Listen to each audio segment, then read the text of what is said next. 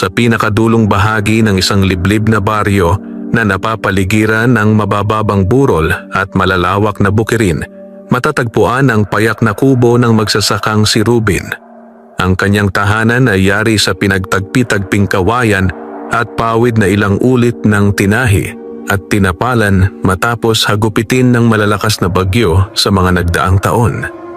Sa paligid nito ay ang kanyang maliit na lupang sinasaka, isang piraso ng lupa na hindi man kalawakan ay siyang bumubuhay sa kanya araw-araw. Panahon noon ng matinding tagtuyot, ang dating luntiang palayan ay naging kulay abo at dilaw. Ang lupa ay nabiyak na parang tuyong balat ng matanda. Kapag tinatapakan, umalingaw-ngaw ang tunog na tila basag na palayok. Wala nang dumadaloy na tubig sa munting irigasyong dati masigla tuwing tag-ulan. Ang ilog na pinanggagalingan ng tubig ng baryo ay naging mababaw na lamang, halos putik na may ilang patak ng tubig na kumikislap sa ilalim ng araw. Araw-araw ay maagang gumigising si Ruben. Hindi dahil may masaganang ani siyang aasikasuhin, kundi dahil umaasa siyang may matira pang buhay sa kanyang mga tanim. Payat ang kanyang pangangatawan. Maitim sa araw ang balat. Ang kanyang mga palad ay makapal ang kalyo, patunay ng mahabang panahong pakikipagbuno sa lupa. Sa kabila nito, ang kanyang mga mata ay may taglay na kabaitan na hindi natutuyo kahit gaano kahirap ang buhay. Mag-isa lamang siya sa kubo. Noon ay may pamilya siya, may asawa at isang anak na babae. Ngunit kapwa sila pumanaw sa isang malubhang sakit ilang taon na ang nakalipas. Mula noon, ang bukirin na lamang at ang tahimik na hangin ng baryo ang kanyang naging kasama. Umagang iyon ay lalong matindi ang init. Ang araw ay tila mas malapit sa lupa. Walang ulap sa langit. Ang hangin ay mainit at mabigat sa paghinga. Bitbit ni Ruben ang kanyang lumang balde at isang basag na tapayan. Papunta siya sa natitirang bahagi ng ilog upang sumalok ng kaunting tubig. Hindi para sa mga tanim, kundi para sa kanyang sarili.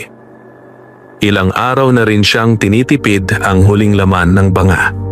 Pagdating niya sa ilog, napaupo siya sa isang malaking bato. Halos wala ng tubig. Isinawsaw niya ang balde sa putik na may manipis na patong ng malinaw na tubig.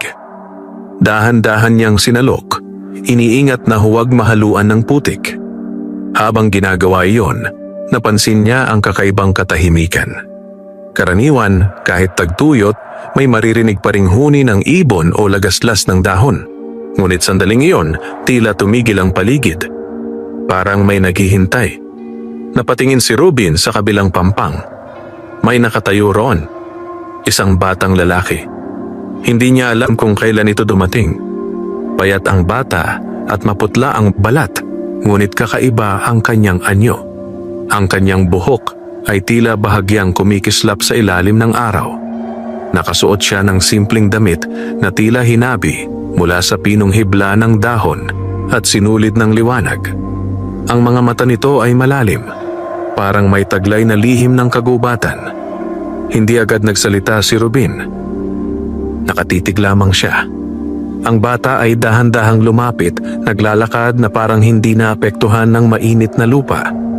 Huminto ito ilang hakbang mula kay Ruben. Manong, mahina nitong wika. Paos ang boses. Parang matagal nang walang tubig. May tubig po ba kayo? Saglit na napatingin si Ruben sa hawak niyang balde. Yun na lamang ang natitirang maiinom niya hanggang kinabukasan. Kung ibibigay niya iyon, baka siya ang mawalan. Muli niyang tiningnan ang bata. Kitang-kita ang tuyong labi nito. Bitak-bitak. Ang mga mata ay tila nanghihina. Sa loob ng maraming taon ng kahirapan, natutunan ni Ruben ang magtiis. Ngunit hindi niya kailanman natutunang magbulag-bulagan sa paghihirap ng iba. Tahimik siyang tumayo. Inabot niya ang basag na tabo na nakasabit sa balde. Dahan-dahan niyang sinalin ang kaunting tubig. Hindi kalahati. Hindi marami. Ngunit sapat para mabasa ang lalamunan ng isang uhaw. Inabot niya ito sa bata. "Uminom ka," malumanay niyang sabi. Tinanggap iyon ng bata na parang pinakamahalagang bagay sa mundo. Agad itong uminom. Hindi mabilis. Dahan-dahan.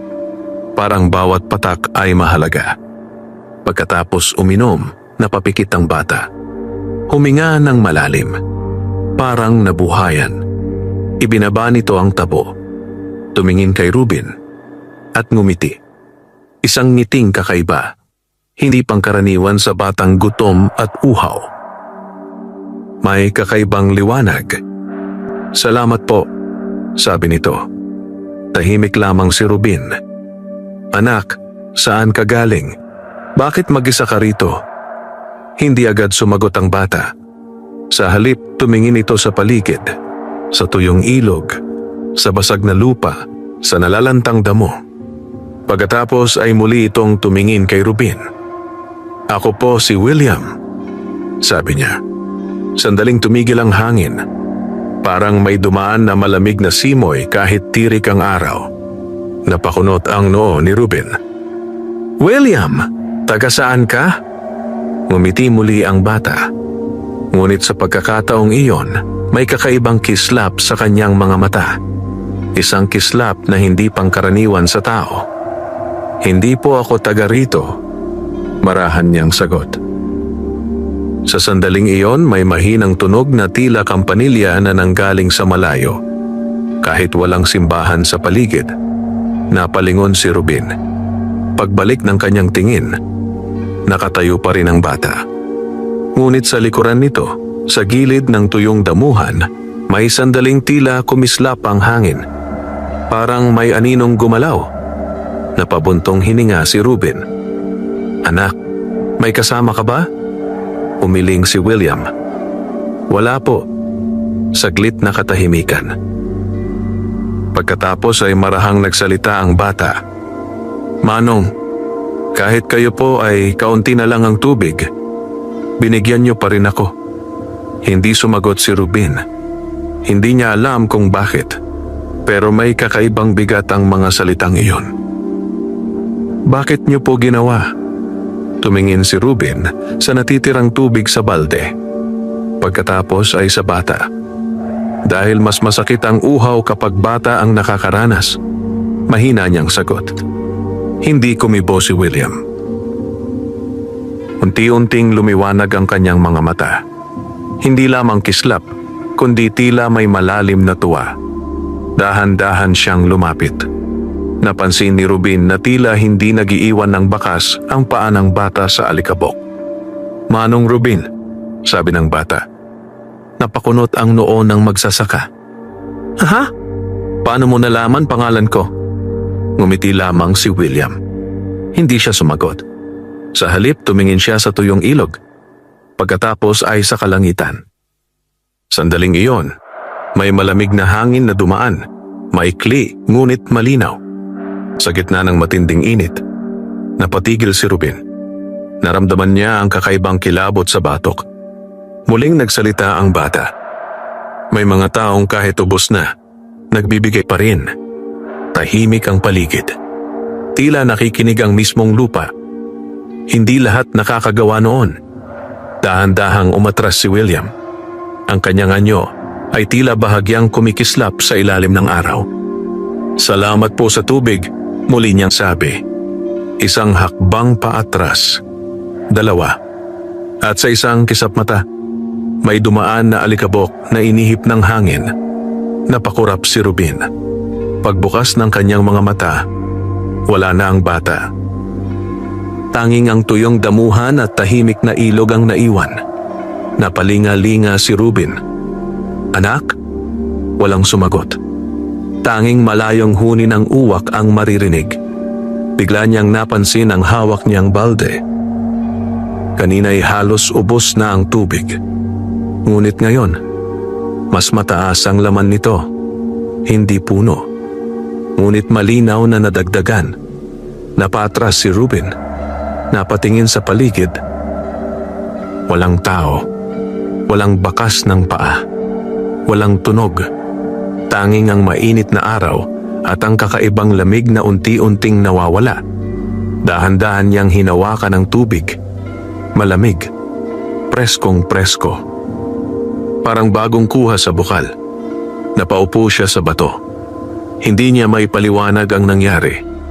Ngunit sa kanyang dibdib, may kakaibang pakiramdam. Hindi takot, kundi isang tahimik na pagkamangha. Sa unang pagkakataon, matapos ang mahabang panahon ng tagtuyot, may pumatak na pag-asa sa puso ni Ruben. At sa malayong bahagi ng tuyong damuhan, sa pagitan ng liwanag ng araw, may sandaling tila may munting anyong kumislap at naglaho. Parang batang nakangiti. Kinabukasan ay mas maaga pang nagising si Ruben kaysa karaniwan. Hindi siya ginising ng tilaok ng manok sapagkat matagal nang wala ang kanyang alagang manok na naipagbili na niya noon kapalit ng bigas. Ang nagpagising sa kanya ay ang alaala ng batang nakilala niya sa tabi ng tuyong ilog, ang batang nagngangalang William. Marahang bumangon si Ruben mula sa banig na manipis na halos ramdam na ang malamig na sahig na kawayan. Ang bubong ng kanyang kubo ay bahagyang tumutulo pa rin sa ilang bahagi kahit tag-init, bunga ng mga lumang butas na hindi na niya kayang ipagawa. Umupo siya sandali. Tahimik ang paligid. Walang hangin. Walang huni ng ibon. Ngunit sa kabila nito, kakaiba ang pakiramdam niya. Parang may magaan na init sa kanyang dibdib. Hindi katulad ng bigat na karaniwan niyang nadarama tuwing umaga. Naalala niya ang balde. Agad siyang lumingon sa sulok kung saan niya ito inilapag kagabi. Nandoon pa rin. Dahan-dahan siyang tumayo at lumapit. Sumilip siya sa loob. Napahinto ang kanyang paghinga. May tubig pa rin. Hindi nabawasan. Sa katunayan, tila mas luminaw pa. Malinis. Parang hindi galing sa putikang ilog. Maingat niyang isinawsaw ang kanyang kamay. Malamig. Presko. Parang tubig mula sa malalim na bukal sa bundok. Isang bagay na matagal na niyang hindi nararanasan. Napaupo si Ruben sa tabi ng balde. Hindi niya maipaliwanag ang nangyayari, ngunit malinaw sa kanya ang isang bagay. Hindi pangkaraniwan ang batang iyon. Lumipas ang ilang sandali bago siya tuluyang tumayo at lumabas ng kubo. Sumalubong agad ang mainit na hangin ng umaga. Ang bukirin ay mas tuyot pa kaysa kahapon. Ang ilang natitirang punla ng palay ay tuluyang nalanta. Ang mga dahon ay nakayuko na parang pagod na pagod. Dati, sa ganitong tanawin, agad nang naninikip ang dibdib ni Ruben. Ngunit ngayon, kahit papaano, may maliit na pag-asa na hindi niya maipaliwanag. Kinuha niya ang balde. Hindi niya balak gamitin ang tubig para sa sarili lamang. Lumakad siya papunta sa pinakatuyong bahagi ng kanyang taniman. Huminto siya sa tabi ng ilang punlang halos mamatay na. Sandali siyang nag-isip. Mahalaga ang tubig. Maaaring iyon na lamang ang natitira sa kanya. Ngunit sa di maipaliwanag na dahilan, naalala niya ang mga mata ng batang uhaw at ang kakaibang ngiti nito. Dahan-dahan niyang ibinuhos ang kaunting tubig sa paanan ng mga punla. Hindi marami, sapat lamang para mabasa ang lupa. Tahimik siyang nakatingin habang unti-unting sinisipsip ng lupa ang tubig. Walang nangyari. Nanatiling tuyot ang paligid. Napabuntong hininga siya. Siguro nagkataon lang kahapon, mahina niyang bulong. Iikot na sana siya pabalik sa kubo nang may maramdaman siyang malamig na simoy ng hangin. Napahinto siya. Sa gitna ng mating init. Muling dumaan ang malamig na hangin, banayad ngunit malinaw. Sumayaw ang tuyong damo. At sa harap mismo niya, may isang munting patak ng tubig na nahulog mula sa itaas. Patak. Napatingala si Ruben. Walang ulap. Maliwanag ang langit. Ngunit may isa pang patak. At isa pa. Hindi ulan. kundi tila mga patak na lumilitaw lamang sa hangin. Unti-unting nabasa ang maliit na bahagi ng lupa kung saan niya ibinuhos ang tubig. Napaatras si Rubin. Napalunok. Sa loob ng ilang sandali, ang lupang kanina'y bitak-bitak ay bahagyang lumambot at ang mga punla, bahagyang umangat ang kanilang mga dahon. Hindi ganap na nabuhay, ngunit hindi na rin mukhang mamamatay. Napahawak si Rubin sa kanyang dibdib. Diyos ko, hindi niya alam kung himala iyon o panlilin lang ng init. Ngunit malinaw ang kanyang nakita. May nangyaring hindi karaniwan. Sa di kalayuan, sa gilid ng bukirin, kung saan may natitirang matandang puno ng balete, may sandaling kumislap ang hangin. Parang may batang nakasilip. Isang pamilyar na anyo. Napatingin si Rubin. William? Tahimik. Walang sumagot. Ngunit may mahinang tunog. Parang mahinang tawa ng bata na tinatangay ng hangin. Nanindig ang balahibo ni Rubin. Hindi iyon nakakatakot. Sa halip, may kakaibang gaan sa pakiramdam. Lumipas ang maghapon, may kakaibang katahimikan sa baryo. Bandang tanghali, dumaan ang kapitbahay niyang si Mang Isko. Isa ring magsasaka, ngunit mas pinalad dahil may mas malawak na lupa. Rubin, tawag nito. May naani ka pa ba? Umiling si Rubin. Halos wala na. Napatingin si Mang Isko sa maliit na bahagi ng taniman. Bakit parang mas basa dyan? Napatigil si Rubin. Hindi agad sumagot. May natira lang akong tubig, simpleng sabi niya. Napakamot sa ulo si Mang Isko. Kung may tubig ka pa, ingatan mo. Baka abutin pa tayo ng isang buwan na walang ulan. Tumango lamang si Rubin. Hindi niya ikinuwento ang tungkol sa batang nakita niya. Hindi niya rin maintindihan kung bakit. Parang may nagsasabi sa kanyang huwag muna. Pagsapit ng hapon, lalong uminit ang hangin. Ngunit sa paligid ng bahaging diniligan niya, nanatiling bahagyang mamasa-masa ang lupa. Hindi natutuyo. Parang may patuloy na nagpapakain ng kahalumigmigan. Pagsapit ng dapit hapon, naupo si Rubin sa harap ng kanyang kubo. Ang langit ay kulay kahel. Tahimik ang buong baryo. Sa gitna ng katahimikan, narinig niya ang mahinang yabag. Napalingon siya sa kanan.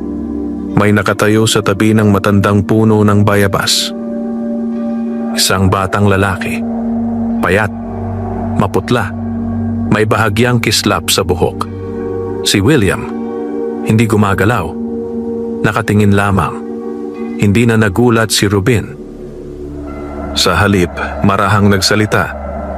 Bumalik ka. Dahan-dahang lumapit ang bata. Ang bawat hakbang ay halos walang tunog. Huminto ito ilang dipa mula sa kanya. Manong Rubin, malumanay nitong sabi. Tahimik ang hangin. Salamat po ulit. Tumingin si Rubin sa bata. Anak, sino ka ba talaga? Ngumiti si William. Ngunit sa pagkakataong iyon, ang kanyang mga mata ay tila may malalim na liwanag. Parang sumasalamin ang buong kagubatan. Ako po ay naglalakbay, sagot niya. Saan?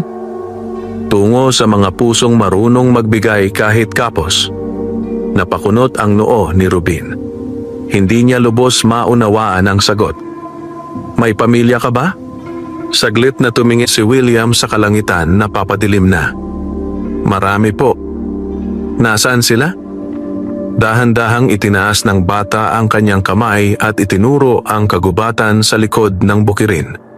Ang bahaging bihirang puntahan ng mga tao dahil sa matatandang punong balete at mga kwentong kababalaghan.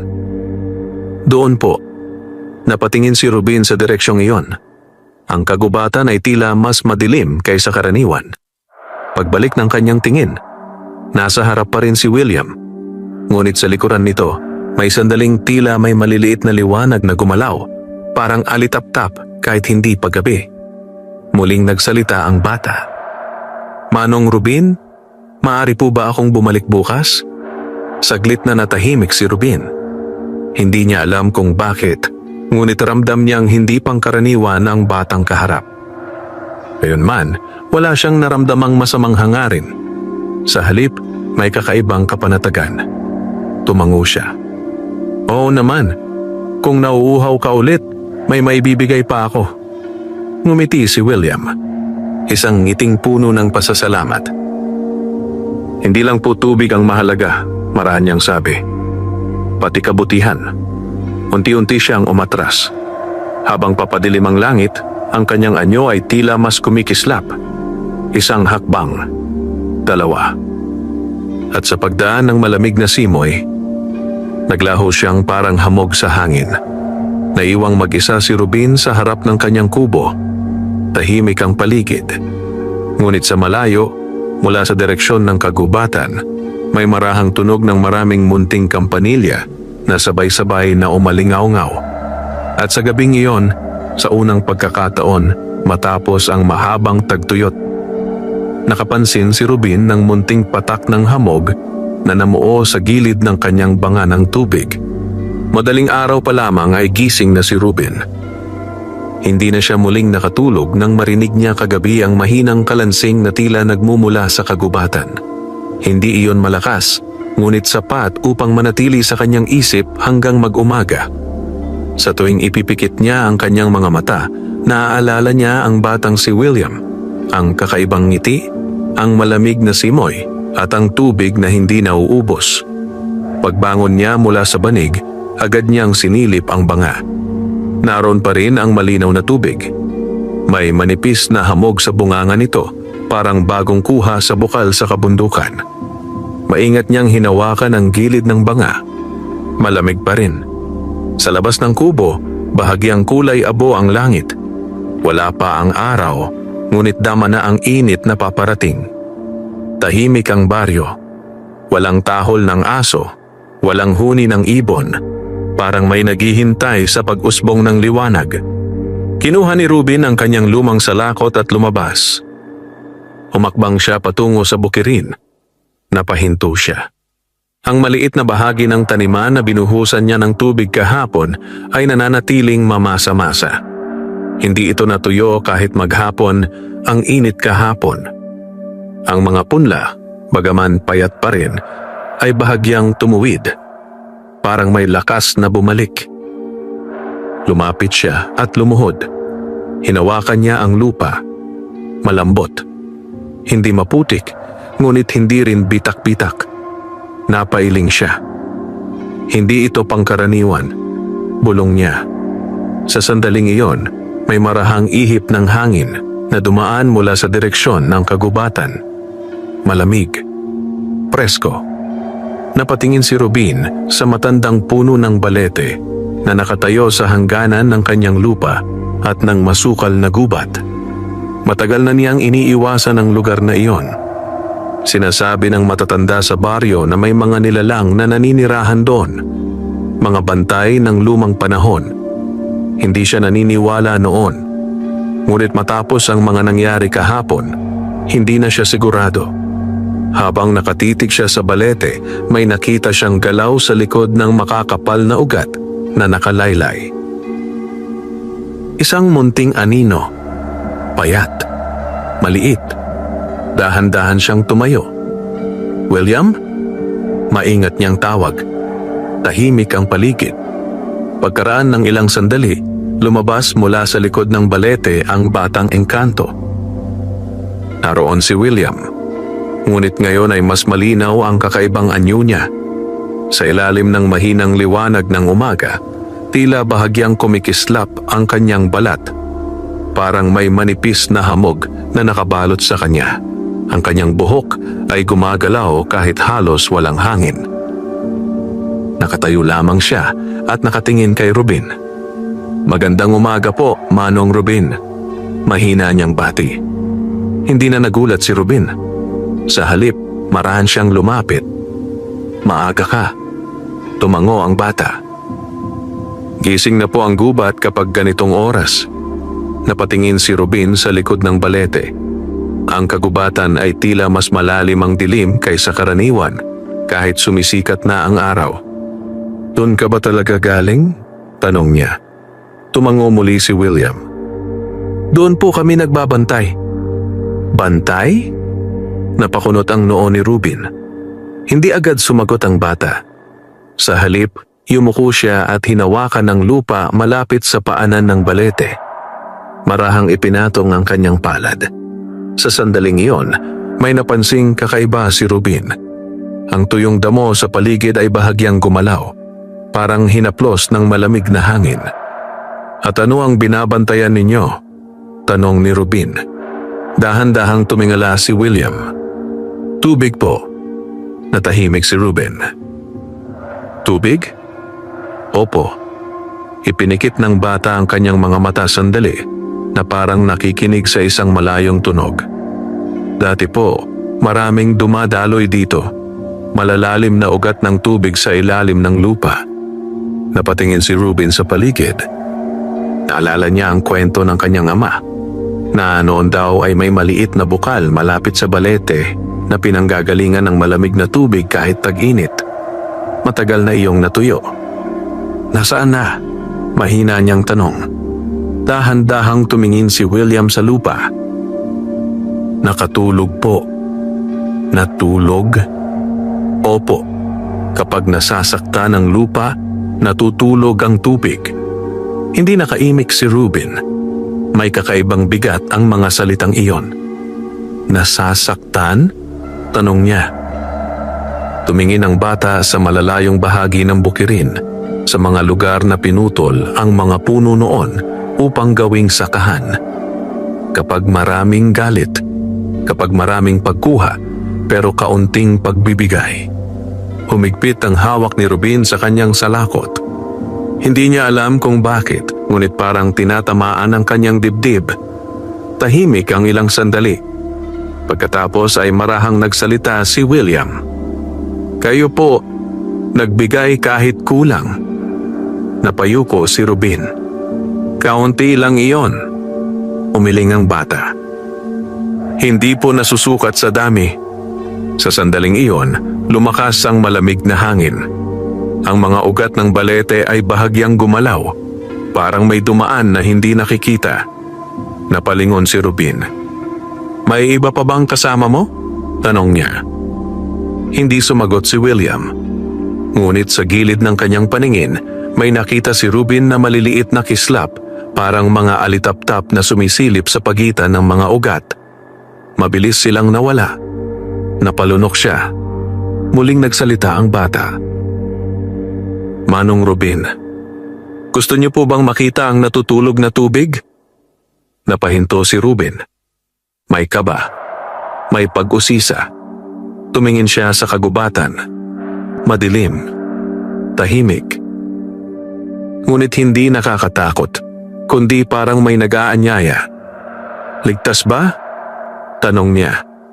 Ngumiti si William. Isang mahinahong ngiti. Kung mabuti ang hangarin, laging may bantay. Tahimik si Ruben. Sa buong buhay niya, iniiwasan niya ang gubat.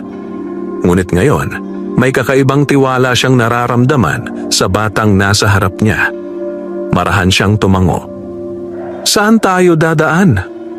Itinaas ni William ang kanyang maliit na kamay at itinuro ang makitid na daanan sa tabi ng balete, isang landas na halos matakpan na ng damo. "Dito po." Humakbang ang bata papasok. Walang tunog ang kanyang mga paa. Sumunod si Ruben. Sa pagpasok nila sa lilim ng balete, biglang lumamig ang hangin.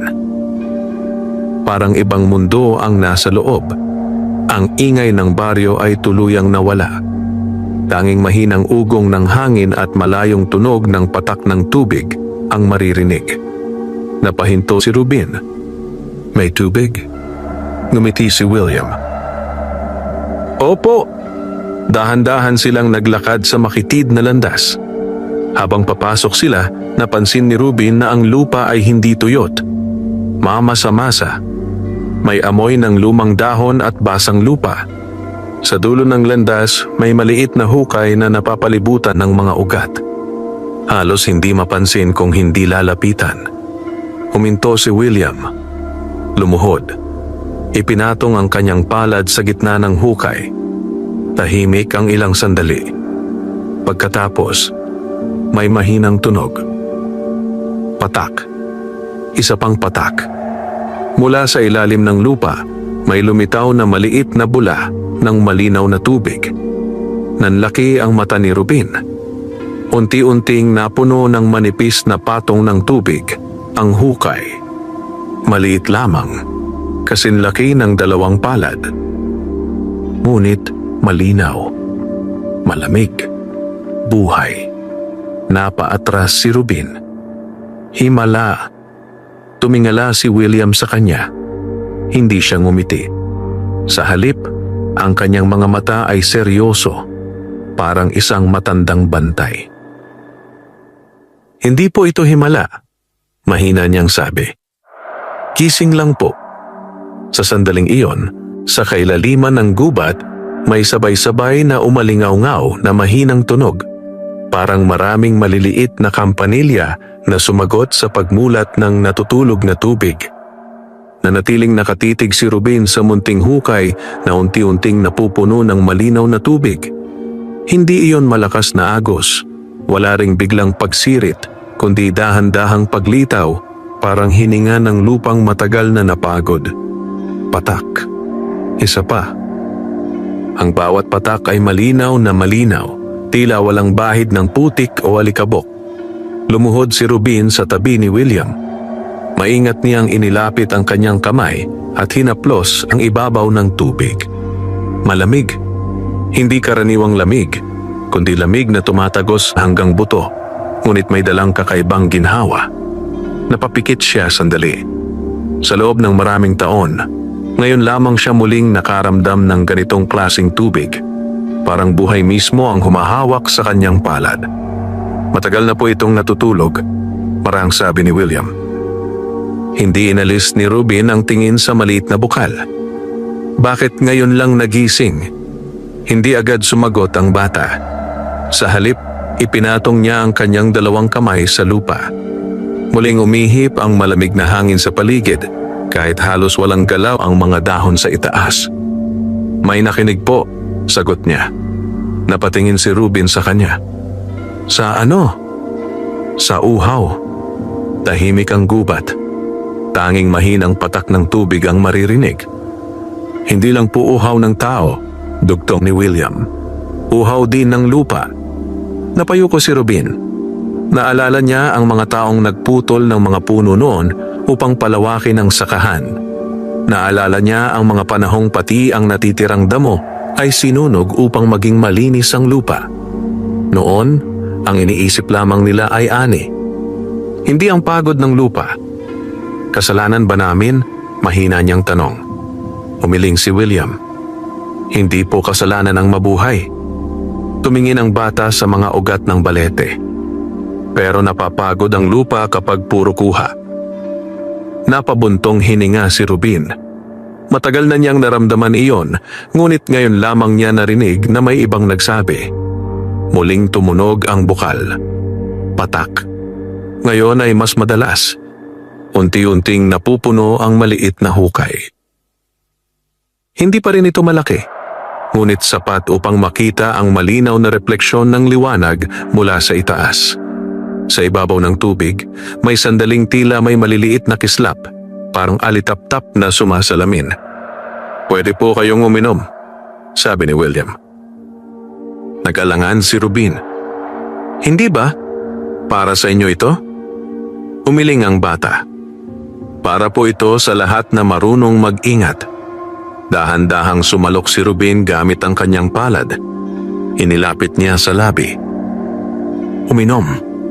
Pagdampi pa lamang ng tubig sa kanyang dila, napahinto siya. Malamig. Matamis ang pakiramdam. Hindi lasa, kundi ginhawa. Parang nawala ang pagkatuyo ng kanyang lalamunan na ilang linggo na niyang dinadala. Napahinga siya ng malalim. At sa unang pagkakataon sa mahabang panahon, hindi mabigat ang kanyang dibdib. Parang nabawasan ang pagod, bulong niya. tahimik na nakatingin si William. "Tubig po ng gising na lupa," sabi niya. Lumipas ang ilang sandali na kapwa sila nakaupo sa tabi ng munting bukal. Ang gubat ay hindi na kasing dilim ng kanina. May manipis na sinag ng araw na sumisingit sa pagitan ng mga dahon. Ngunit sa loob ng liwanag, may kakaibang galaw. Sa gilid ng paningin ni Ruben, may nakita siyang maliliit na anyong kumikislap. Parang mga batang anino na mabilis na sumisilip at nagtatago sa likod ng mga ugat. Napalingon siya. Wala na. "William," maingat niyang sabi, "may iba pa bang nandito?" Hindi sumagot ang bata. Ngunit bahagya siyang ngumiti. Sa likod nila, may mahinang yabag. Hindi mabigat, parang paa ng maliliit na nilalang sa tuyong dahon. Nanindig ang balahibo ni Ruben. Hindi takot, kundi pakiramdam na may maraming matang nakatingin. Hindi galit, kundi nagmamasid. "Mga kasama ko po," marahang sabi ni William. "Mga bantay din." Napahigpit ang hawak ni Ruben sa kanyang tuhod. "Hindi sila magagalit?" Umiling ang bata. "Hindi po kayo nanakit." Muling umihip ang malamig na hangin. Sa pagkakataong iyon, mas malinaw ang tunog, parang sabay-sabay na mahinang tawa ng mga bata na tinatangay ng hangin sa pagitan ng mga puno. Napalinga si Ruben. Sa isang ugat ng balete, may sandaling nakita niya ang isang munting kamay, kasing laki ng palad ng sanggol, na mabilis na nawala. Napasinghap siya. "Engkanto!" Bulong niya. Hindi itinanggi ni William. Hindi rin niya kinumpirma. Sa halip, tumingin siya sa munting bukal. "Manong Ruben, kapag may nakakita po nito na may masamang hangarin, muling matutulog ang tubig." Napatingin si Ruben sa kanya. "Sasabihin ko ba sa iba?" Tahimik ang bata. Matagal bago siya sumagot. "Sabihin niyo po sa mga marunong magpasalamat." Napayuko si Ruben. Hindi lahat sa baryo ay ganoon. May mga sakim. May mga madaling magalit. May mga kayang sirain ang isang bagay basta mapakinabangan. Muling tumunog ang bukal. Ngayon ay may banayad na tuloy-tuloy na pag-agos. Manipis ngunit buhay. "Pwede ba itong dalhin sa bukirin?" tanong ni Ruben. "Kaunti lang," sagot ni William. "Hindi po pwedeng pilitin." Tumango si Ruben. Kinuha niya ang kanyang maliit na sisidlan na nakasabit sa baywang. Isang lumang boteng salamin. Maingat siyang sumalok. Pinuno niya iyon hanggang kalahati lamang. Sa sandaling maisara niya ang bote, may malamig na simoy na umikot sa kanilang dalawa. Parang may pumayag. Napatingin siya kay William. "Narinig mo?" Tumango ang bata. Pumayag po sila. "Sinong sila?" Dahan-dahang tumingin si William sa mga ugat ng balete. Sa pagkakataong iyon, sa pagitan ng mga anino, may sabay-sabay na kumislap. Maraming maliliit na liwanag na parang mga matang nagmamasid. Mabilis din silang naglaho. "Mga bantay ng ilalim," mahina niyang sabi. Napalunok si Ruben. Ngunit kakaiba, hindi siya natakot. Sa halip, nakaramdam siya ng paggalang. Tumayo si William. "Hanggang dito lang po muna kayo ngayon." "Bakit? Hindi pa po kayo sanay sa lalim." Napatingin si Ruben sa mas masukal na bahagi ng gubat sa likod ng bukal. Doon, ang dilim ay tila mas makapal. Parang may lihim na hindi pa dapat makita. Tumango siya. "Sige." Bago sila umalis, muling lumuhod si William at marahang hinaplos ang ibabaw ng tubig. Sa sandaling iyon, ang maliit na bukal ay kumislap. Parang may bituing sumalamin kahit araw. "Matulog ka muna," bulong ng bata. Unti-unting humina ang agos. Hindi nawala, kundi naging mahina, parang maingat na hininga. Tumayo si Ruben, hawak ang kalahating bote ng malinaw na tubig. Habang palabas sila ng landas, muli niyang narinig ang mahinang kalansing. Parang maraming maliliit na kampanilya na nagpapaalam. Paglabas nila sa lilim ng balete, biglang bumalik ang init ng umaga.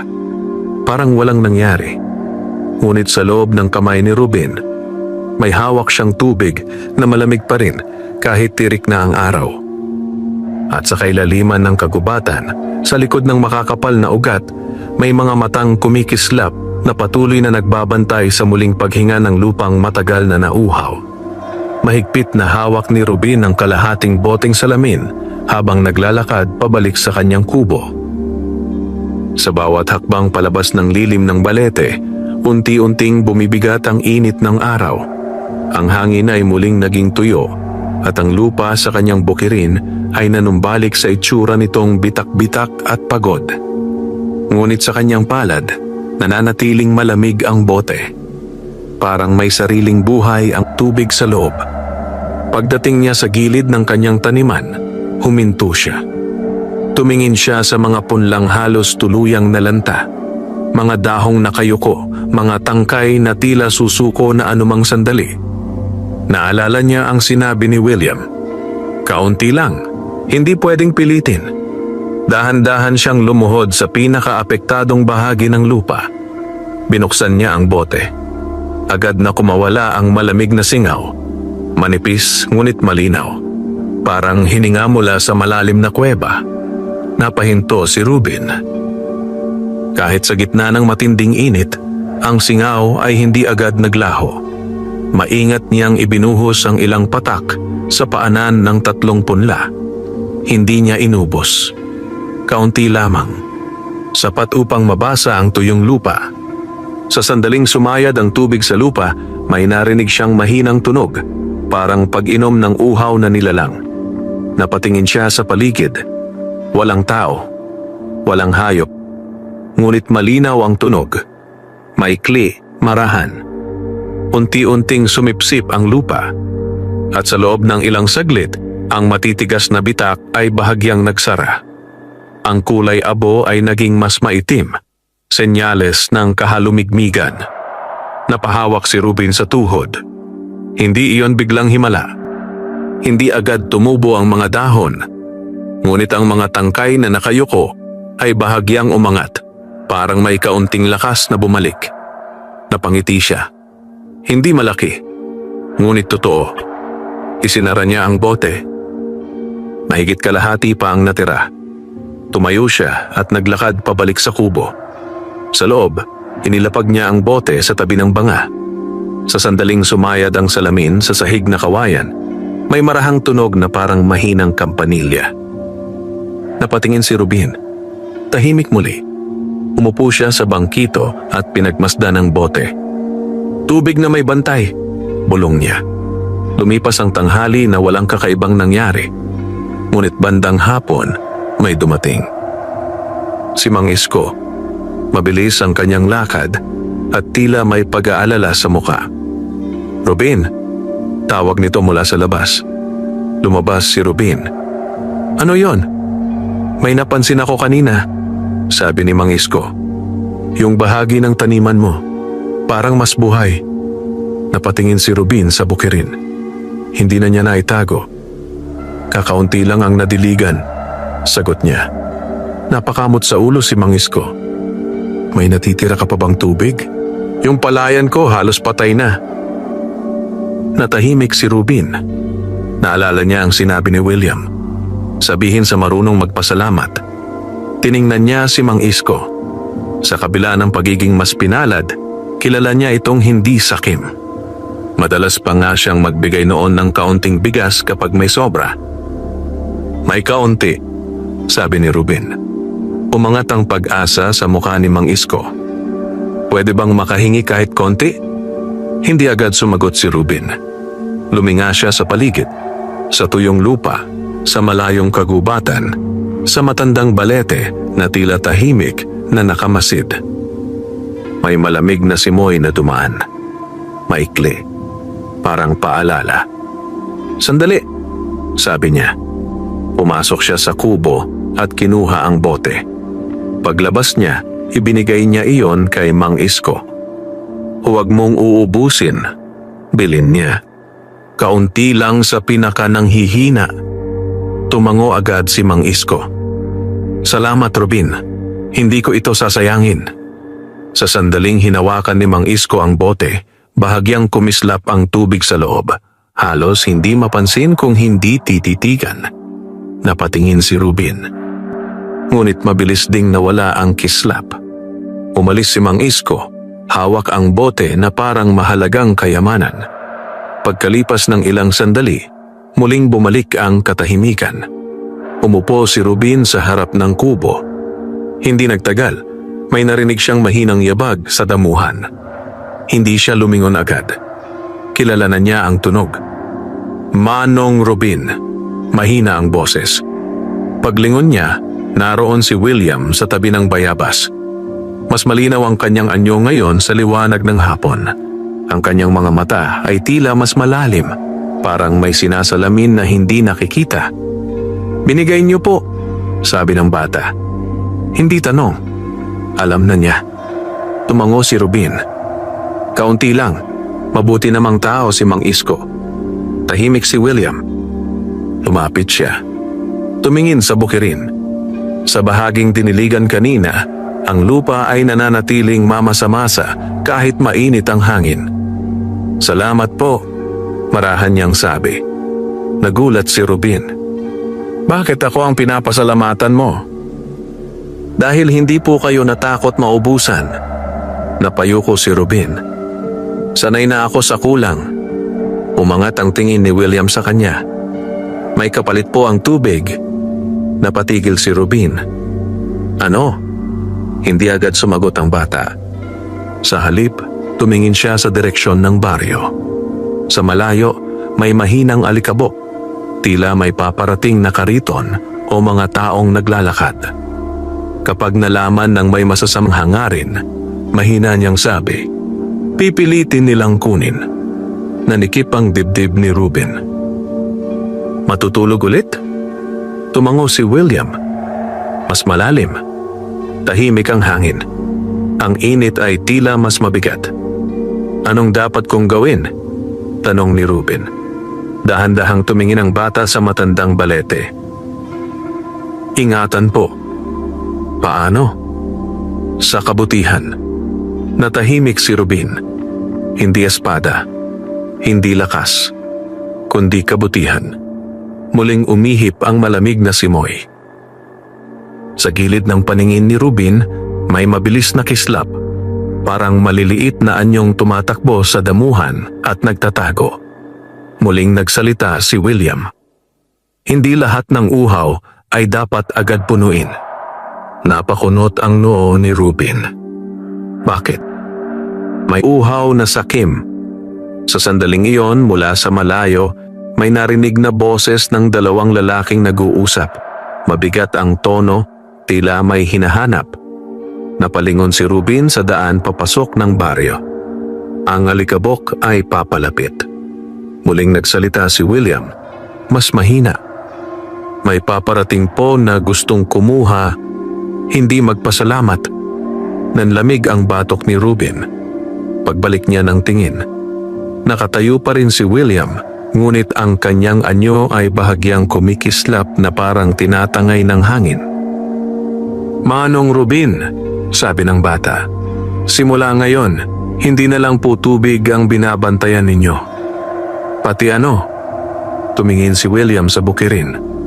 Pagkatapos sa kagubatan. At ang puso ng lupa, isang malamig na ihip ang dumaan. Sa isang kisap mata, naglaho ang bata. Naiwan si Rubin sa harap ng kanyang kubo, habang sa dulo ng daan ay unti-unting lumilitaw ang dalawang lalaking hindi niya pa nakikita kailanman. Mga matang matalim at mga hakbang na tila may dalang balak na hindi mabuti. Habang papalapit ang dalawang lalaki mula sa dulo ng daan, nanatiling nakatayo si Rubin sa harap ng kanyang kubo. Mabagal ang kanilang hakbang, ngunit mabigat ang dating. Ang alikabok na kanilang tinatahak ay umaangat sa bawat apak, parang matagal nang hindi nadadaanan ng bahaging yon ng baryo. Hindi sila taga roon. Kita agad sa kanilang anyo. Pareho silang may suot na madidilim na damit kahit tirik ang araw. Ang isa ay matangkad at payat, may matalim na panga at makakapal na kilay. Ang isa naman ay pandak ngunit malapad ang balikat, at ang kanyang mga mata ay palaging naglilibot, parang naghahanap ng maaaring pakinabangan. Huminto sila ilang dipa mula kay Ruben. Tahimik ang paligid. Niwala ang karaniwang huni ng ibon. Ikinalma ni Ruben ang kanyang paghinga. Ano ang kailangan ninyo? Mahinahon niyang tanong. Nagkatinginan ang dalawang lalaki. Ang matangkad ang unang nagsalita. May balita kasi, sabi nito, mabagal ang bigkas, na may bahagi ng lupain dito na hindi natutuyo. Hindi sumagot si Ruben. Tanging bahagyang paghigpit ng kanyang panga ang kanyang naging tugon. Lumapit pa ng kaunti ang pandak. Mahina ang ani sa ibang baryo, sabi nito. Kung may tubig dito, pwede naming tulungan na palaguin. Hindi nakatakas kay Ruben ang paraan ng kanilang pagtingin sa paligid. Hindi paghanga, kundi pagsusukat. Parang tinitingnan kung ano ang maaaring kunin. Kaunti lang ang natira, sagot ni Ruben. Sapat lang para mabuhay. Bahagyang ngumisi ang matangkad. Lahat naman nagsisimula sa kaunti. Tahimik ang ilang sandali. Muling umihip ang mainit na hangin. Ngunit sa likod ni Ruben, mula sa direksyon ng balete, may dumaan na malamig na simoy. Banayad ngunit malinaw. Hindi iyon napansin ng dalawang lalaki. Nararamdaman ni Ruben ang bahagyang lamig sa kanyang batok. Parang may nakatingin. Pwede ba naming makita? Tanong ng pandak. Diretsong tumingin si Ruben sa kanilang dalawa. Wala kayong makikita rito. Bahagyang tumigas ang mukha ng matangkad. Sigurado ka? Sigurado. Muling nagkatinginan ng dalawang lalaki. May mahinang tunog ng tuyong dahon na napisa, hindi mula sa kanilang paa, mula sa gilid ng bukirin. Saglit na napalingon si Ruben. Sa pagitan ng mga nalantang damo, may sandaling kumislap. Parang maliliit na liwanag na mabilis na naglaho. Pagbalik niya ng tingin, nakatitig na sa kanya ang matangkad. Mas malamig ang mga mata nito ngayon. May nagsabi kasing magsasaka dito na may tubig ka pa, sabi nito. Nanikip ang dibdib ni Ruben. Si Mang Isko. Hindi dahil sa masamang hangarin, kundi marahil sa pag-asang may matutulong. Tubig na para sa sarili ko, sagot ni Ruben. Lumapit pa ng isang hakbang ang pandak. Masyado na silang malapit. Kung ibebenta mo, sabi nito, malaki ang kikitain mo. Umiling si Ruben. Hindi ito paninda. Bahagyang natawa ang matangkad. Hindi masaya, kundi mapanghamak. Lahat may presyo. Sa sandaling iyon, biglang lumakas ang ihip ng hangin. Hindi mainit. Malamig. Mabilis na umikot sa pagitan nila. Napatigil ang dalawang lalaki. Napalingon ang pandak sa kagubatan. Ano yon? Walang sumagot. Ngunit mula sa direksyon ng balete, may mahinang sabay-sabay na kalansing. Parang maliliit na kampanilya na tinatangay ng hangin. Napakunot ang noo ng matangkad. May simbahan ba rito? Wala, sagot ni Ruben. Lalong tumahimik ang paligid. Maging ang hangin ay tila huminto. Pagkatapos, may narinig na mahinang tawa ng bata. Isang sandali lamang, ngunit malinaw. Napalingon ang pandak. Sino yon? Walang bata sa paligid. Walang tao maliban sa kanilang tatlo. Muling nagsalita si Ruben, mas matatag ang boses. Wala kayong kailangan dito. Tumitig sa kanya ang matangkad. Mahaba.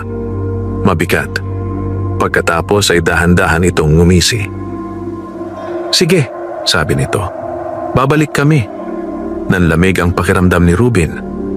Kapag nahanap namin kung saan nanggagaling ang tubig, hindi mo na kailangang magbantay. Tumalikod ang dalawang lalaki. Mabagal silang naglakad palayo. Ngunit bago tuluyang lumayo, lumingon ang pandak at tumingin sa matandang balete. Saglit, parang may nakita. Bigla itong napaurong ng kalahating hakbang. Anong... Naputol ang kanyang sasabihin. Ang mga ugat ng balete ay bahagyang gumalaw, parang hinaplos ng hangin kahit wala namang malakas na ihip. Mabilis na tumalikod ang dalawang lalaki at naglakad ng mas mabilis palabas ng baryo. Naiwan si Rubin mag-isa sa harap ng kanyang kubo. Ilang sandali siyang hindi gumalaw. Pagkatapos ay unti-unti niyang naramdaman ng malamig na simoy sa kanyang likuran. Umalis na po sila. Mahina ang boses. Paglingon niya, naroon si William sa tabi ng punong bayabas. Mas maputla ang kanyang anyo kaysa dati, ngunit mas maliwanag ang kanyang mga mata. Babalik sila, sabi ni Rubin. Tumango ang bata. Opo. Tahimik ang ilang sandali. Marami po silang uhaw, dugtong ni William. Sa tubig? Umiling ang bata. Sa pag-angkin. Napabuntong hininga si Rubin. Paano ko babantayan? Dahan-dahang tumingin si William sa balete. Sa pagkakataong iyon, mas malinaw na nakita ni Rubin ang maliliit na anyong kumikislap sa pagitan ng mga ugat. Marami sila, tahimik na nagmamasid. Hindi po kayo nag-iisa, sabi ng bata. Muling umihip ang malamig na hangin. Sa bukirin, ang bahaging diniligan ay nanatiling mamasa-masa. Sa kagubatan, may mahinang ugong, parang malalim na paghinga ng lupa. Muling nagsalita si William. Pero may kapalit ang pagbabantay. Napatingin si Rubin. Ano? Tumingin ang bata diretso sa kanyang mga mata. Kapag pinili nyo ang tubig ng lupa, kailangan nyo ring piliin ang hindi pag-angkin. Natahimik si Rubin. Hindi niya agad naunawaan, ngunit ramdam niya ang bigat ng mga salita. Sa sandaling iyon, mula sa malayo, sa direksyon ng daan na dinaanan ng dalawang lalaki, may umalingaw-ngaw na mahinang tunog ng basag na sanga, kasunod ang isang maikling sigaw na agad ding naputol. Napalingon si Rubin. Tahimik muli. Parang walang nangyari. Dahan-dahang nagsalita si William. May mga lugar po sa gubat na ayaw magpadaan sa masamang hangarin. Nanindig ang balahibo ni Rubin. Nasaktan ba sila? Umiling ang bata. Pinauwi lang. Muling lumamig ang hangin. Sa lilim ng balete, sabay-sabay na kumislap ang maliliit na liwanag, parang mga matang nagbabantay. Sa sandaling iyon, malinaw kay Rubin na ang tubig na kanyang natagpuan ay hindi lamang biyaya, kundi isang tiwalang kailangang pangalagaan. Kahit pa may mga taong handang agawin ito anumang oras. Mula nang umalis ang dalawang lalaking may matatalim na mata, lalong naging mapagmatyag si Rubin. Hindi na siya basta naglalakad sa bukirin nang walang pakiramdam sa paligid. Sa bawat galaw ng damo, sa bawat ihip ng hangin mula sa direksyon ng balete, nakikinig siya. Parang natututo ang kanyang katawan na umunawa sa mga bulong ng lupa. Kinabukasan, maagang sumikat ang araw, ngunit kakaiba ang lamig ng hangin. Hindi ito tulad ng karaniwang umaga ng tagtuyot. May dalang preskong samyo ng basang dahon. Paglabas ni Rubin ng kubo, agad niyang napansin ang bahagi ng taniman na ilang araw na niyang dinidiligan gamit ang kaunting tubig mula sa bukal. Mas tuwid na ang mga punla. Hindi pa rin luntian, ngunit hindi na rin mukhang susuko. Lumuhod siya at hinawakan ng lupa. Mamasa-masa pa rin. Salamat, mahina niyang bulong. Hindi niya alam kung kanino, ngunit kusang lumabas ang salita. Sa sandaling iyon, may mahinang kalansing na sumagot mula sa direksyon ng balete. Parang may nakarinig. Tumayo si Rubin at lumingon. Walang tao. Ngunit sa gilid ng kanyang paningin, may mabilis na kislap na tila maliliit na anyong nagtatago sa damuhan. Hindi na siya nagulat. Sanay na ang kanyang pakiramdam. Habang papalapit ang tanghali, may narinig siyang mabagal na yapak sa daan. Paglingon niya, nakita niya si Mang Isko. Pagod ang muka, may dalang maliit na supot. "Ruben," tawag nito. Hingal. "Nandito ako para magsoli." Lumapit si Ruben. "Ano yan?" Inabot ni Mang Isko ang supot. May lamang kaunting bigas at 2 pirasong tuyong isda. "Hindi ko kayang bayaran ang naitulong mo," sabi nito. "Pero ayokong maging utang na loob lang." Tahimik si Ruben. Hindi niya inaasahan iyon. "Hindi ko naman hiningi," sagot niya. Tumango si Mang Isko. "Alam ko, kaya mas lalo kong gustong magpasalamat." Sa sandaling iyon, may malamig na simoy na dumaan sa pagitan nila. Bahagyang kumalansing ang mga dahon ng bayabas kahit mahina ang hangin. Napatingin si Ruben sa balete. Sa ilalim ng lilim nito, may sandaling kumislap ang hangin, parang may nakangiting bata. Pagbalik niya ng tingin, wala na. Muling nagsalita si Mang Isko. "Ruben, hindi ko alam kung anong klaseng tubig yon, pero yung 3 puno ng palay ko, hindi na nalanta." Napangiti si Ruben. "Kaunti lang yon, pero buhay pa," sagot ni Mang Isko. "Kung hindi dahil doon, wala na sana." Natahimik silang dalawa. Pagkatapos ay marahang sinabi ni Ruben, "Huwag mong sasabihin sa iba." Agad tumango si Mang Isko. "Hindi ko ikakalat." Tahimik ang paligid. Parang may nakikinig sa pangako. Makalipas ang ilang sandali, nagpaalam si Mang Isko at naglakad pabalik sa kanyang bukirin. Habang papalayo siya, muling umihip ang malamig na hangin. Sa likod ni Ruben, may narinig siyang mahinang boses. Marunong po siyang magpasalamat. Paglingon niya, naroon si William sa tabi ng bakod na kawayan. Mas malinaw ang kanyang anyo kaysa mga nakaraang araw.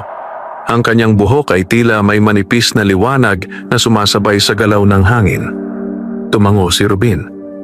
"Oh, mabuti yon." Lumapit ang bata at tumingin sa supot na hawak ni Ruben. "Tinanggap niyo po." Para hindi siya mapahiya, sagot ni Ruben. Ngumiti si William. "Ganyan po gumagaan ang lupa." Napakunot ang noo ni Ruben. "Paano?" Kapag may pasasalamat, hindi nagiging utang ang biyaya. Tahimik ang ilang sandali. Sa malayo, may narinig na mahinang patak, kahit maliwanag ang langit. Napatingala si Ruben. Walang ulap. Ngunit sa gilid ng bubong ng kanyang kubo, may isang patak ng tubig na dahan-dahang nahulog mula sa pawid. Patak. Sinundan pa ng isa. "Hamog?" Bulong niya. Umiling si William. "Bunga po." "Bunga ng ano?" Tumingin ang bata sa bukirin. "Mang pagbabalik." Sa sandaling iyon, napansin ni Ruben na sa ilang bahagi ng lupa, hindi lamang sa diniligan, may maliliit na bilog na mamasa-masang marka, parang may mga patak na nahulog mula sa hangin. Hindi ulan. Hindi rin hamog ng umaga, kundi tila sagot ng lupa. Lumuhod si Ruben at hinawakan ng isa. Malamig. Presko. "Dumadami," mahina niyang sabi. Tumango si William. Kapag may marunong magpasalamat, hindi natatakot ang tubig. Biglang may narinig silang malakas na sigaw mula sa kabilang bahagi ng baryo. Isang boses ng lalaki. Galit. Napatingin si Ruben. Sa malayo, may alikabok na muling umaangat sa daan. Mas mabilis kaysa dati. Mas mabigat ang tunog ng mga hakbang. Nanlamig ang batok ni Ruben. "Sila ulit?" tanong niya. Tahimik si William. Ngunit ang kanyang mga mata ay naging seryoso. Sa gilid ng kagubatan, sabay-sabay na kumislap ang maliliit na liwanag. Mas marami kaysa dati. Parang naghahanda. Muling nagsalita ang bata, mas mahina ngunit matatag. "Hindi po sila natuto." Lumakas ang hangin. Hindi mainit. Malamig at umiikot sa paligid ng balete. Ang mga ugat nito ay bahagyang gumalaw para mga daliring handang humarang. Napahigpit si Rubin sa hawak na supot ng bigas. Anong gagawin ko? Tumingin si William sa kanya. Diretso, malalim. Manatili po kayong marunong magpasalamat. Yun lang? Yun po ang pinakamahirap. Habang papalakas ang yabag mula sa dulo ng daan, naramdaman ni Rubin na ang lupa sa ilalim ng kanyang paa ay bahagyang umuugong, parang mabagal na tibok ng puso. At sa unang pagkakataon, naunawaan niyang ang susunod na darating ay hindi lamang pagsubok sa tubig, kundi pagsubok kung sino ang tunay na marunong magpasalamat at sino ang darating upang angkinin ang hindi sa kanila. Papabilis ng papabilis ang yabag na nagmumula sa dulo ng daan. Hindi na yon tulad ng unang pagdating ng dalawang lalaki, mabagal at nagsusukat. Ngayon mabigat ang bawat hakbang, parang may dalang pagkainip at galit. Nakatayo si Rubin sa harap ng kanyang kubo, ramdam ang banayad na panginginig ng lupa sa ilalim ng kanyang paa. Sa kanyang tabi, si William ay tahimik. Ang kanyang anyo ay bahagyang kumikislap at ang kanyang mga mata ay nakatuon sa papalapit na alikabok. Mula sa direksyon ng balete, unti-unting lumamig ang hangin. Hindi iyon malamig na nakakatakot, kundi malamig na parang may nagbabantay. Lumabas mula sa likod ng kurbada ang dalawang lalaking nakita ni Rubin kahapon. Ngunit hindi na sila nag-iisa. May kasama silang tatlo pa. Lahat ay may matitigas na mukha, may dalang pala at mahabang kahoy na tila gagamitin sa paghuhukay. Huminto sila ilang hakbang mula sa bakuran. Tahimik ang baryo. Walang kapitbahay na lumabas. Parang mismong hangin ay umatras. Ang matangkad na lalaki ang unang nagsalita. Alam na namin, sabi niya. Malamig ang boses. May pinanggagalingan ng tubig dito. Hindi sumagot si Rubin. Pinilit niyang panatilihing mahinahon ang kanyang paghinga. Lumapit ang pandak. Hindi namin kailangan ang pahintulot mo, sabi nito. Lupa lang yan. Mahigpit na nakatitig si Rubin. May nagbabantay dyan, sagot niya. Bahagyang natawa ang isa sa mga kasama nila. Bantay? Panunuya nito. Sino? Ikaw? Sa sandaling iyon, biglang umihip ang malamig na hangin. Mas malakas kaysa dati. Ang mga dahon ng balete ay sabay-sabay na kumaluskos kahit walang ibang punong gumagalaw. Napatigil ang limang lalaki. Nagkatinginan sila. Ano yon? Bulong ng isa. Walang sumagot. Muling nagsalita ang matangkad. Mas matigas ang tono. Maghukay tayo. Humakbang sila patungo sa direksyon ng balete. Biglang sumigaw si Rubin. Huwag! Napahinto ang mga lalaki. Tahimik ang paligid. Lumapit si Rubin ng ilang hakbang. Hindi ninyo pag-aari yan. Kung may tubig, pag-aari yan ng kahit sinong makakakuha, sagot ng matangkad. Nanikip ang dibdib ni Rubin. Sa kanyang tabi, naramdaman niyang mas lumamig ang hangin. Tumingin siya. Nakatayo si William, ngunit ngayon ay mas maliwanag ang kanyang anyo. Parang manipis na liwanag ang bumabalot sa kanyang balat. Hindi siya nagsasalita, ngunit ang kanyang mga mata ay nakatingin sa balete. Mula sa lilim ng puno, isa-isang lumitaw ang maliliit na kislap. Marami, parang mga alitap-tap na hindi gumagalaw, nakapirmi lamang sa hangin. Napahinto ang pandak. Ano yang ilaw? Walang sumagot. Isang lalaki ang nagtaas ng pala. Panakot lang yan. Humakbang siya papalapit sa balete. Sa sandaling tumapak siya sa lilim ng puno. Biglang lumubog ng bahagya ang lupa sa ilalim ng kanyang paa. Napaurong siya. Ano to? Muling umugong ang lupa. Mahina ngunit malinaw, parang malalim na hininga. Ang mga ugat ng balete ay bahagyang gumalaw.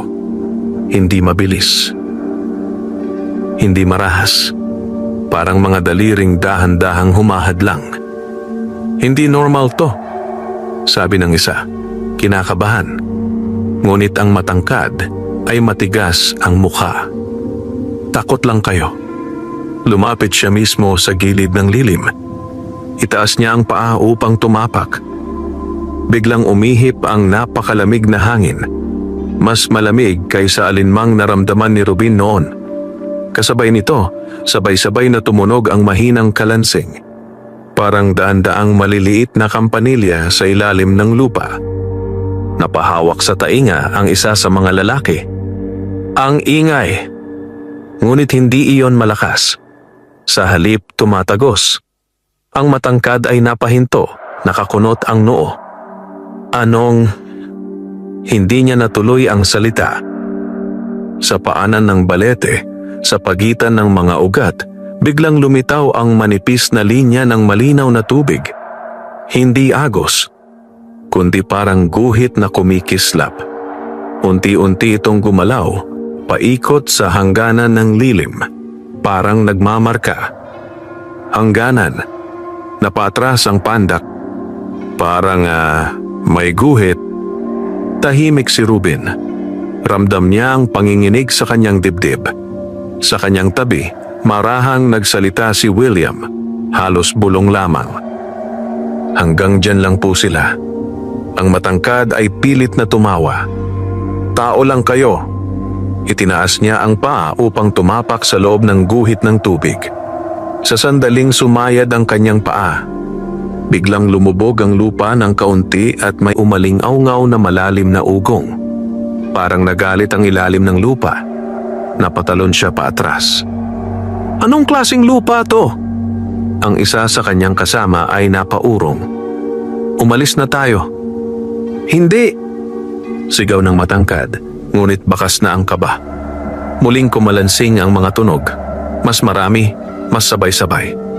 Ang maliliit na kislap sa paligid ng balete ay naging mas maliwanag, parang maraming matang nakatitig.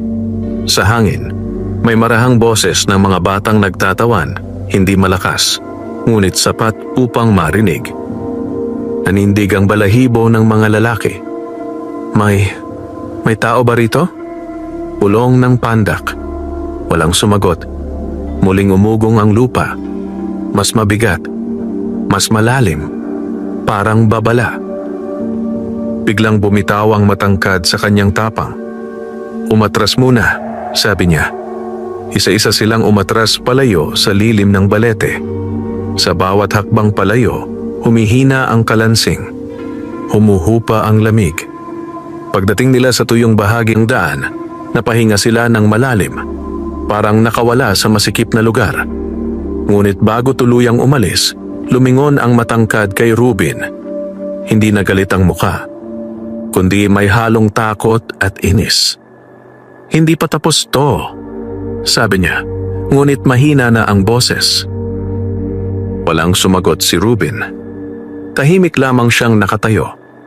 Mabilis na umalis ang 5 lalaki. Halos nagmamadaling makalayo.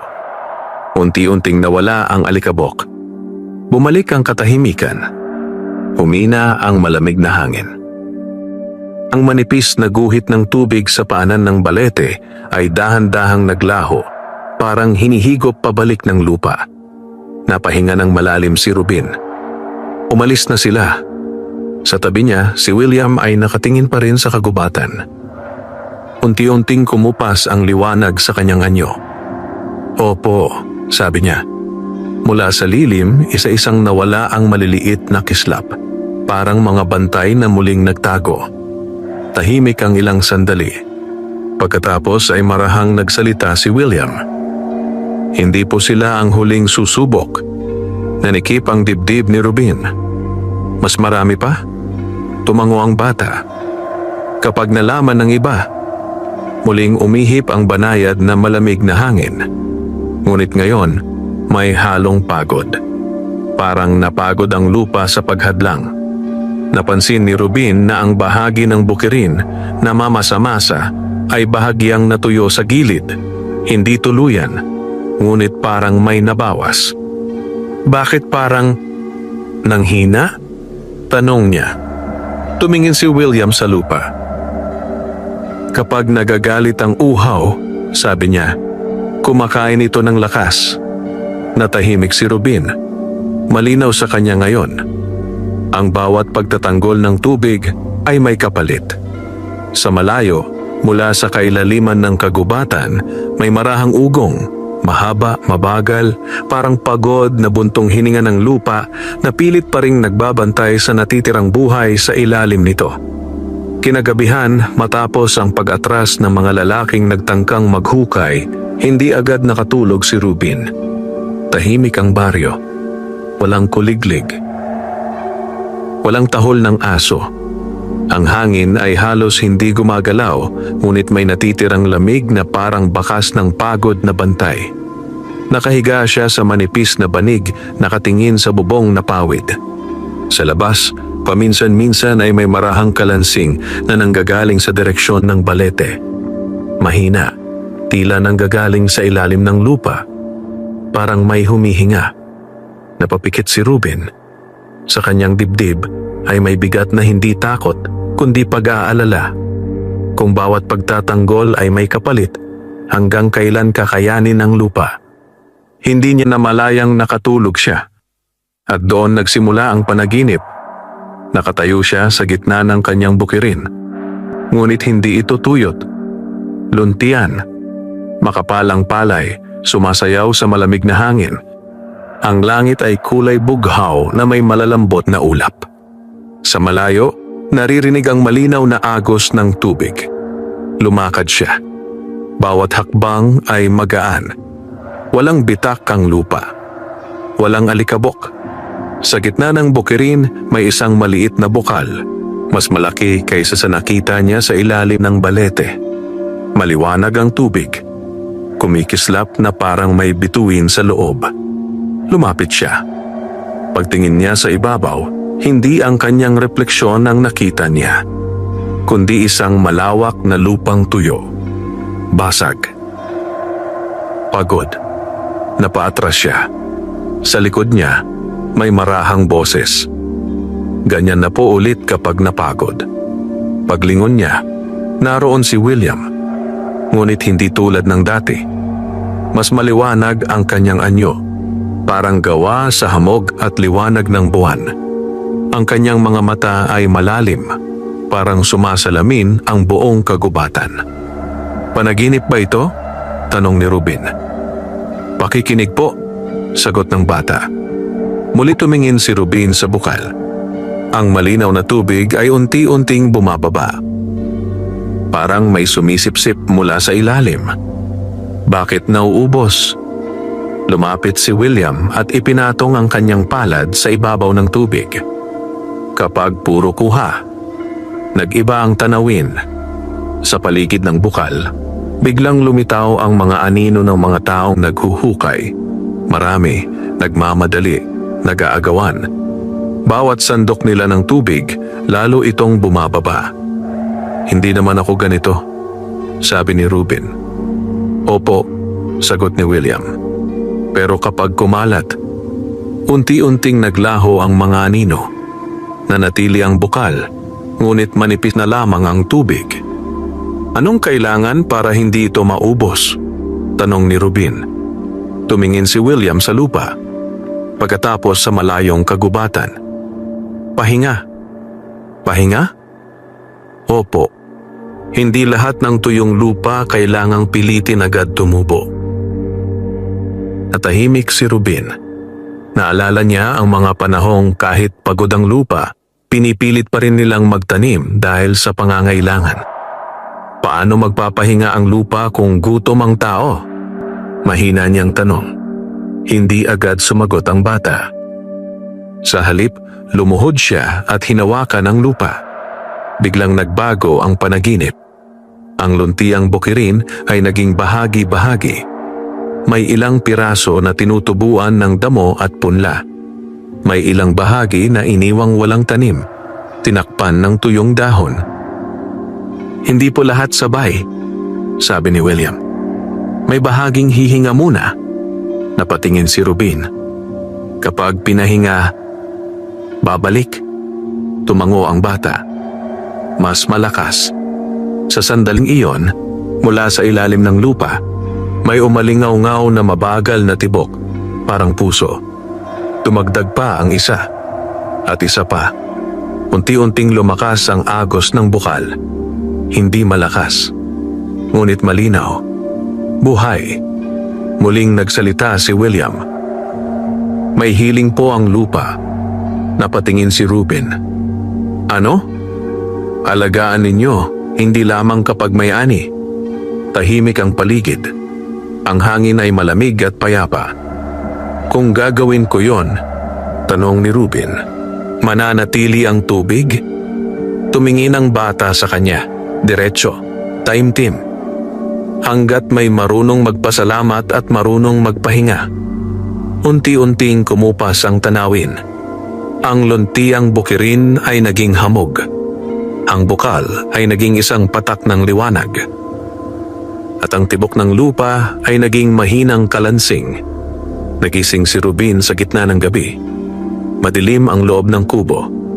Ngunit naririnig pa rin niya ang mahinang tunog. Parang kampanilya sa ilalim ng lupa. Umupo siya. Pinakinggan. Sa labas, may malamig na simoy na dumaan. Tumayo siya at lumabas. Ang langit ay puno ng bituin. Tahimik ang baryo. Ngunit sa direksyon ng balete, may manipis na liwanag na tila humihinga. Mahina, dahan-dahan. Lumapit siya ng ilang hakbang. Hindi siya pumasok sa gubat. Tumayo lamang sa hangganan. Magpapahinga ang lupa, bulong niya. Sa sandaling iyon, may marahang ihip ng hangin na sumagot. Malamig, ngunit magaan. Parang pagsang-ayon. Sa kanyang tabi, biglang lumitaw si William. Mas tahimik ang kanyang anyo ngayon, parang bahagi na ng gabi. Narinig niyo po, sabi ng bata. Tumango si Ruben. Oh, tumingin si William sa bukirin. Kapag pinahinga ninyo ang ilang bahagi, babalik ang lakas. Gagawin ko, sagot ni Ruben. Muling umihip ang hangin. Sa loob ng bukirin, kahit gabi, may ilang bahagi ng lupa na bahagyang kumikislap, parang may manipis na hamog na nakapatong. Hindi madali, sabi ni Ruben. Opo, sagot ni William. Pero ito ang kapalit ng patuloy na agos. Tahimik silang dalawa. Sa malayo, may mahinang alulong ng hangin sa mga puno. Hindi nakakatakot, kundi parang mahabang paghinga. Muling nagsalita si William, halos bulong. Kapag dumating ulit ang mga gustong kumuha, mas mahina na ang lupa kung pagod. Napahigpit ang kamao ni Ruben. Hindi ko hahayaang mapagod. Tumingin ang bata sa kanya, may bahagyang ngiti. Hindi ninyo kailangang labanan lahat. Paano kung pilitin nila? Tumingin si William sa balete. Sa lilim nito may sandaling kumislap ang maraming maliliit na liwanag, tahimik na nagbabantay. Kapag marunong magpahinga ang lupa, sabi niya, mas malakas ang kanyang bantay. Unti-unting kumupas ang liwanag sa paligid. Ang hangin ay naging mas banayad. At sa gabing iyon, sa ilalim ng langit na puno ng bituin, malinaw kay Ruben na ang tubig na kanilang binabantayan ay hindi lamang para mabuhay, kundi paalala na ang lupa tulad ng tao ay kailangang pakinggan, pasalamatan at pahingahin upang patuloy na magbigay ng buhay. Sumikat ang araw kinabukasan na may kakaibang katahimikan sa buong baryo. Hindi iyon katahimikang puno ng pangamba, kundi payapang tila may nagbantay magdamag. Ang hangin ay malamig pa rin kahit unti-unti nang umiinit ang sikat ng araw. Maagang lumabas si Ruben ng kubo. Bitbit niya ang lumang pala, ngunit hindi upang maghukay, kundi upang linisin ang ilang bahagi ng kanyang bukirin na matagal na niyang pinipilit taniman kahit halatang pagod na ang lupa. Huminto siya sa gitna ng sakahan. Pinagmasdan niya ang kanyang lupain, ang bahagi na mamasa-masa at ang mga bahaging bitak-bitak pa rin. Naalala niya ang panaginip, hindi lahat sabay. Dahan-dahan niyang ibinaba ang pala. Sa halip na bungkalin ng tuyong bahagi, tinakpan niya ito ng tuyong dahon at damo, paraan ng pagpahinga ng lupa na itinuro ng kanyang ama noon, ngunit matagal na niyang nakalimutan dahil sa pangangailangan. Habang ginagawa niya iyon, may banayad na ihip ng hangin na dumaan. Malamig, parang may sumang-ayon. Maya-maya, dumating si Mang Isko. May dala siyang maliit na sisidlan ng tubig. "Ruben," sabi niya, "ginawa ko rin ang sabi mo. Pinahinga ko muna yung kalahati ng taniman." Tumango si Ruben. "Anong nangyari?" "Yung lupa, hindi na ganong katigas," sagot ni Mang Isko. "Parang may buhay pa." Tahimik silang dalawa sandali. Sa di kalayuan, sa lilim ng balete, may mahinang kislap na tila sumilip at muling nagtago. Hindi iyon napansin ni Mang Isko, ngunit napansin ni Ruben, at hindi na siya nagulat. Lumipas ang mga araw. Hindi agad dumating ang ulan. Nanatiling mainit ang panahon, ngunit may nagbago. Sa mga bahaging pinahinga ni Ruben, unti-unting naging mas maitim ang lupa. Hindi dahil basa, kundi dahil hindi na ito pulbos na tuyo. Sa mga bahaging diniligan ng kaunting tubig mula sa bukal, nagsimulang tumubo ang maliliit na berdeng sibol. Hindi marami, ngunit matibay. Tuwing umaga, may manipis na hamog na namumuo sa paligid ng bukirin kahit walang ulap sa langit.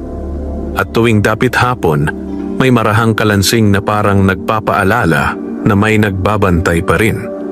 Isang umaga, habang pinagmamasdan ni Ruben ang kanyang taniman, may naramdaman siyang malamig na simoy sa kanyang tabi. Paglingon niya, naroon si William. Mas malinaw kaysa dati ang kanyang anyo, ngunit hindi na kasing kislap ng mga unang araw. Mas payapa, parang bahagi na ng paligid. "Manong Ruben," mahina niyang bati. Ngumiti si Ruben. "Buhay pa ang lupa." Tumango ang bata. "Opo, dahil pinahinga ninyo." Tahimik silang tumingin sa bukirin. Sa malayo, may ilang magsasakang napansin ang bahagyang pag-usbong ng mga tanim sa lupa ni Ruben. Hindi na sila lumapit na may pag-angkin, kundi may pag-usisa. Unti-unting kumalat ang balita, hindi tungkol sa lihim na bukal, kundi tungkol sa paraan ng pagpapahinga ng lupa. May ilan na sumubok, may ilan na natawa, ngunit may ilan na natutong maghintay. Isang hapon, habang papalubog ang araw, muling narinig ni Ruben ang mahinang agos mula sa direksyon ng balete. Mas malinaw kaysa dati. Lumapit siya hanggang sa hangganan ng gubat. Hindi na siya pumasok. Hindi na kailangan.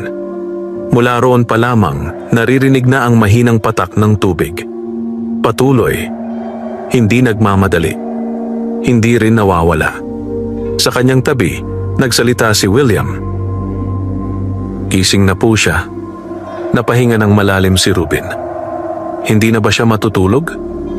Matutulog pa rin, sagot ng bata. Pero hindi na mawawala. Tahimik ang hangin. Sa lilim ng balete, sabay-sabay na kumislap ang maliliit na liwanag, parang mga matang nakangiting nagbabantay. Unti-unti silang naglaho. Tumingin si Ruben kay William. "Salamat," umiling ang bata. "Kayo po ang pinasalamatan." "Bakit?" "Dahil hindi niyo inangkin." Napayuko si Ruben. Sa buong buhay niya, wala naman siyang inangkin, dahil halos wala siyang pag-aari. Ngunit ngayon, naunawaan niya. May mga bagay na hindi dapat angkinin kahit kayang kunin. Muling nagsalita si William. "Manong Ruben, kailangan ko na pong bumalik." Nanikip ang dibdib ni Ruben. "Hindi ka na babalik?" Ngumiti ang bata, payapa. "Kapag may uhaw na marunong magpasalamat, nandito lang po kami." Unti-unting lumakas ang malamig na simoy. Ang buhok ni William ay bahagyang kumislap. Sa likod niya, sa pagitan ng mga ugat ng balete, may sandaling lumitaw ang maraming munting liwanag. parang mga batang anino na nakatingin kay Rubin. "Ingatan niyo po ang pahinga ng lupa," sabi ni William. "Gagawin ko." Dahan-dahang umatras ang bata. Isang hakbang, dalawa. Sa pagdaan ng malamig na hangin, unti-unti siyang naging parang hamog hanggang sa tuluyang naglaho. Naiwan si Rubin sa hangganan ng bukirin at gubat. Tahimik ang paligid.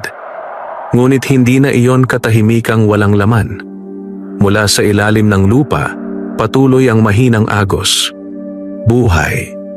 Sa mga sumunod na linggo, hindi man dumating agad ang malakas na ulan, unti-unting bumuti ang lupa. Ang mga magsasakang natutong maghintay ay nakakita ng maliliit ngunit matitibay na sibol. Ang mga hindi nagmadali ay hindi nawalan. At ang mga natutong magpasalamat ay natutong magbahagi.